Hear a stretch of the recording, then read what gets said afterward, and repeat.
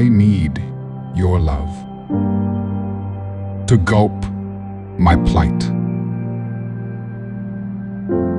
and devour my fright,